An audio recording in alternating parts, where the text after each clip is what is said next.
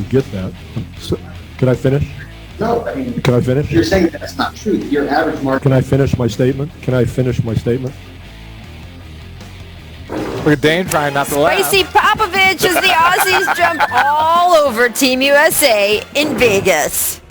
And who has the momentum right now in the finals? Who's the leader for MVP? So many questions, friends, so many questions. Great news, Bucks hero Bobby Portis and those hungry eyes are stopping by to chop it up.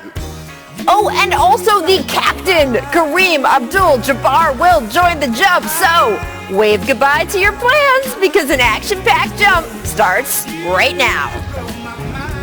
Welcome to the jump, presented by Credit Karma. We are live from Gather at Deer District here in Milwaukee. The Bucks, of course, won Game 3 of the finals over the weekend, and they are going to look to even things up tomorrow in Game 4 against the Suns. Happy to have you all with us here on The Jump. I am Rachel Nichols. I'm here with just a couple of NBA champions. We got Richard Jefferson, and live and in person, Kendrick Perkins. Yes, he's here. Thanks for joining us, Perkins. Do you want to talk about your shoes first, or should we wait until later? No, please acknowledge them. No. I mean, we talk about Perks. No, because you're trying to make a fashion statement. There's no fashion statement. It is. See, this is the thing. Perk didn't get a lot of time with me pre-COVID, right? This is how I normally dress, Perk. People can't see because they're hiding. Well, that's good. Sign. That's what it is. This ain't for everybody. Oh, see, there y'all you go. doing too much now. Yeah, there you go. There you go. Yeah, listen. Crispy. Yeah, they are. And yes. hey, my Nike account ran out, so hey, Lynn, Ted, I love you guys. All you got to do is clap them together and make a wish. little drop in there. Let's talk a little bit about Giannis Antetokounmpo. Look, already dealing with that sore knee, right? Now his back must be hurting as well after carrying the load for the Bucks the last 2 games. He did become the 3rd player in finals history with consecutive 40-point double-doubles. Now, if we take a look at the way the Suns have defended him in this series, DeAndre Ayton has had the most success. Giannis has shot 46% with Ayton guarding him versus 75% versus all others. So, Perk, obviously, that foul trouble that Ayton got in early, that is one of the easiest answers for what needs to be different for the Suns. But beyond that, what can the Suns do differently against Giannis in Game 4? Nothing, especially when Giannis decides to play the center position and embrace the center position like he did in Game 4 and Game 3. You have to just live with that. I think the only way that you could stop the Milwaukee Bucks in general is let Giannis get his and shut out everybody else. Like, Giannis can have those 6 assists, and you can't have Drew Holiday having 21 along with Chris Middleton having 18. There's no way to stop Giannis when he's in attack mode. He's the most dominant player in the NBA. No, I agree. I don't think that they should play him too much differently. You know, look, he had 40 points and they won. They had 40 points and they lost. So it's more about tweaking. I think the DeAndre Ayton, and you look at those stats, the DeAndre Ayton being on the floor is key for them. Because when he's not, look, and understand, DeAndre Ayton has had an outstanding postseason. I know you say this, but he went against Anthony Davis in the first round. Then he goes against, mind you, Anthony Davis got hurt, but then he goes against the MVP in Jokic. So now he's going against Giannis. This man has seen it all, and he's done a great job, but he's got to stay on the floor. That's the key thing for the Phoenix Suns. And look, there has been an expectation that we will see more of that Giannis wall in the next game, and Giannis actually spoke about it at the media availability today. He said the first time he saw the wall was 2 years ago, and that it really threw him, but that it actually made him a better passer. He said learning to pass out to his teammates when he was faced with that over and over again is something that he thinks has actually helped him get to where he is today. He does say, though, he goes, the fact that there is a Giannis wall, he said, I hate it. He said, I hate seeing it. I'm not going to lie. But he did say that he tries to have fun with it the way he does with the counting on the free throw. Well, and this is the progression that you see from great players. You see what Michael Jordan had to go through to get past the Pistons. He had to lift more. He had to get stronger. You saw what LeBron James struggled when he was in Miami against San Antonio, and they just had 5 guys, and they're like, no, we're going to force you to shoot. So great players see defenses, and it's how you adjust to it. He has become a better passer. LeBron James became a better shooter. All of this is the evolution of great players, and especially we're watching the evolution of Giannis right now. Well, I'm going to go back to him embracing that role of just playing the center position. If you look at Games 1 and Game 2, he had a combined post-ups of 9, right? he posted up 9 times. You look at game 3, he posted up 10 times. But that means but wait a second, Rach. The only thing I want to say, he snapped on us because I was pointing out graphics and I was talking about numbers, and then now he wants to show up today and start using numbers and start talking about that. All I was talking about was his post up. Yes, but you know, 9 he times. Posted up because but I'm times. actually following up with something that makes sense. Okay, continue. You was just talking about something that had nothing to do with nothing. That's not true. Okay, so what I was saying was, before I was rudely interrupted, was that he embraced playing the center position. If you watch what he was doing, what Giannis was doing in game 4, it was a lot of quick dribble handoff actions, rolling to the basket. He wasn't ISOing at the top of the key. He wasn't bringing the ball up the floor. He embraced playing around the basket in the trenches. That was the difference. So you can't load up on him if he's not bringing the ball up.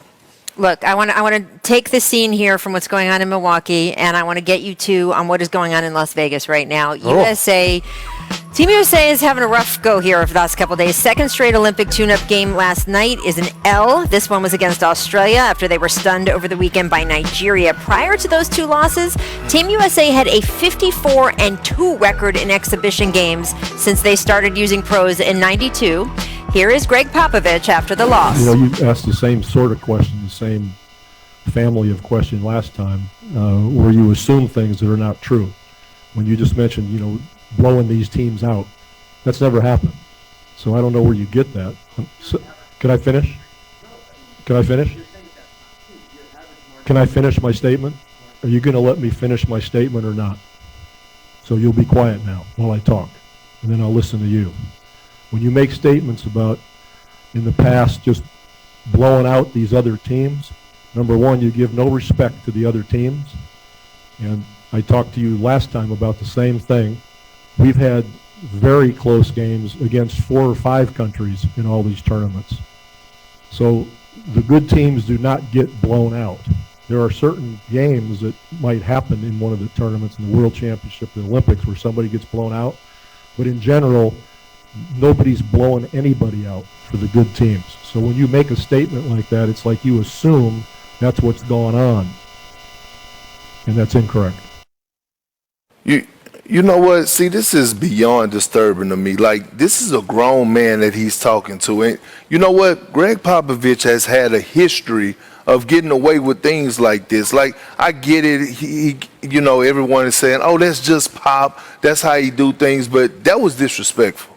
Like, you have to, like, be able, people want to call players sensitive. People want to talk about when players do certain things in the media.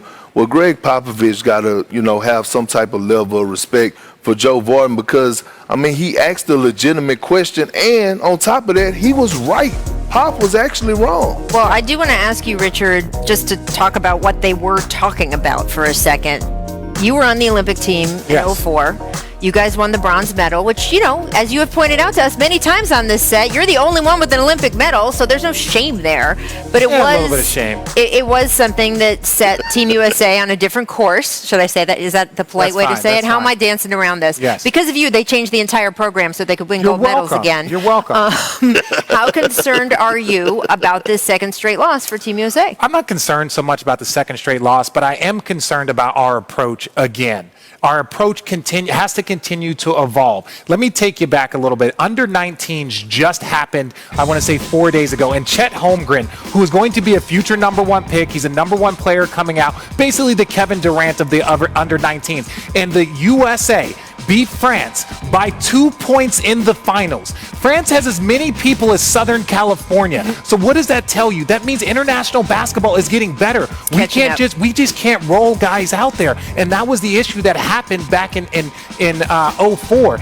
If the U.S. does not bring their very best, we will not be dominant. We will be favored. We still might win, and we might be the best, but we won't be dominant. The days of us just being dominant are over unless we bring our top 15 players, and that's what you're seeing. Now, this is a pretty crazy graphic. The two of you who argue about graphics, that graphic is pretty insane. Well, I was yelling at the camera at the time. I wasn't looking at the graphic, so I don't know what it says, but that's just the truth. The U.S. will not be dominant under any circumstance unless we bring Steph, Clay, you bring, LeBron James. Okay, let's see. What does this say? With professionals playing Yeah, I lost a bunch of those games. I feel like that was part of my career. But I think that's just what people need to prepare themselves for. Right. Is that it can go sideways quickly. Well, look, I will say what I said when we were discussing the loss to Nigeria. This team still has Kevin Durant. And by the way, they have many other excellent players, too. Damian Lillard was the one up on that podium next to Pop. But the Kevin Durant factor, the way it is in any game that man plays in, tells me that that team is going to be favored. It is just a matter of by how much against who. And as you point out, because of all of the factors of this NBA season, because of COVID, because of the fact that we're sitting here at the NBA Finals in July, which has never happened before, that is why they did not have the chance to have a really cohesive Team USA training program and training camp. And it is a bunch of all-stars just thrown on the court together, and now they're doing the best they can to become a team, to have that excellent coaching. And there are more guys showing up too. There's more guys. There's more guys showing up. Devin Absolutely. Booker, Chris Middleton, Drew Holiday. Yeah, So the reinforcements are coming. So I still have a lot of faith in this team to win a gold medal. But to your point, it is not going to be easy, and that is something that we'll watch unfold over the next few weeks, because all this is happening together. The finals end, the draft comes, the Olympics come, free agency comes. It's going to be quite a wild ride this summer. All right, stick with us, because it's also going to be a wild ride on this show. As I mentioned,